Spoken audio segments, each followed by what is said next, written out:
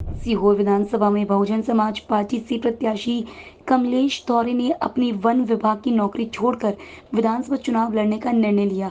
वर्तमान समय में बहुजन समाज पार्टी से सीहोर विधानसभा से प्रत्याशी है कमलेश तौरे ने नारा दिया, बहुत हुई वन सेवा, अब करेंगे जन सेवा। हमारे संवाददाता राहुल मालवीय ने उनसे खास चर्चा की। नमस्कार दोस्तों, मैं हूं राहुल मालवी EMS टीवी से।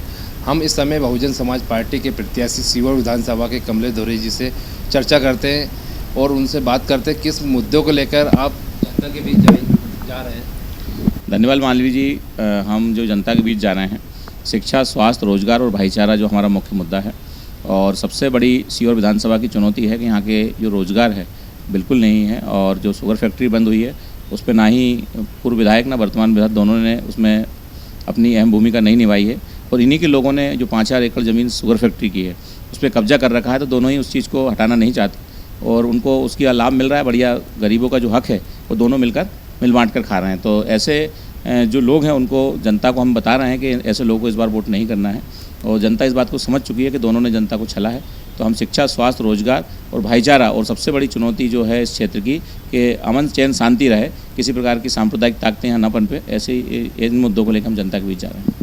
आप जैसे देखो 4 बार के विधायक रह चुके रमेश सक्सेना जी, उनके बेटे के सामने मुकाबला हो रहा है, और पूंजीपत जो 2 बार के विधायक सुदेश राय जी, उनके बीच में आपको कैसा क्या मुकाबला है? देखिए, ये लोकतंत्र है और हमारा जो लोकतंत्र बचाने का संकल्प लेकर ही मैं नौकरी छोड़कर आया हूँ।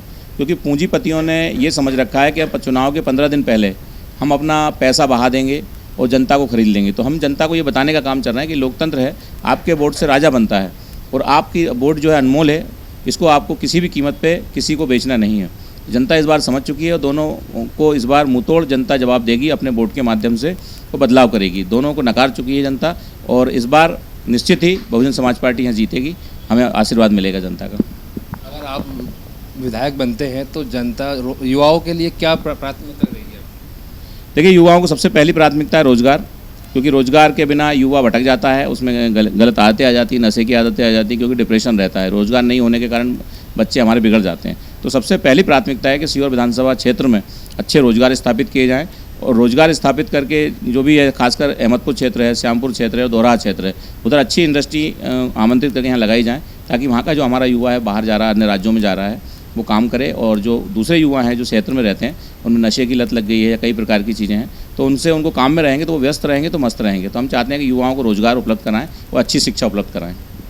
जैसा देखा जाता है कि सीहोर विधानसभा में श्यामपुर क्षेत्र जो अहमदपुर है 60 किलोमीटर दूर सीहोर से, वहाँ से कन्या कॉलेज आती है, तो वहाँ आपके कन्याओं के लिए क्या प्राथमिकता रहेगी? सबसे बड़ी यही हमारी विडंबना रही है अभी तक के जो बेटियाँ हैं हमारी, बासिया पाटेर जंगल क्षेत्र है पूरा, वहाँ से सीहोर पढ़ने आती हैं और 70 किलोमीटर दूर से आती हैं। तो ये जो शिवराज चौहान की योजना है, लाडली बहना और न जाने कौन कौन सी बहनों के नाम पे, बच्चियों के नाम पे योजनाएं चलाते हैं, सब ढोंग हैं, ढकोसले हैं।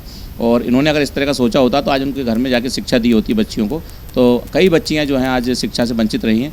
तो हमें अगर मौका मिलता है और हमारी सरकार बनती है तो हम बच्चियों के लिए पर्याप्त व्यवस्था अहमदपुर में कॉलेज बच्चियों के लिए और बच्चों के लिए कॉलेज की व्यवस्था करेंगे, ताकि शिक्षा उनको अच्छी मिल सके।